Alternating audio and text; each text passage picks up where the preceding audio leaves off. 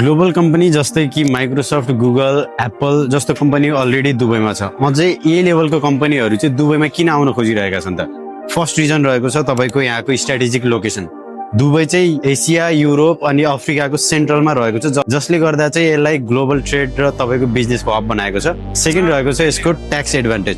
दुबईमा तपाईँको एकदमै कम ट्याक्स छ, प्लस धेरै जसो फ्री जोन एरियाहरू छ जसमा चाहिँ तपाईँले 100% फरेन ओनरसिप पाउन सक्नुहुन्छ।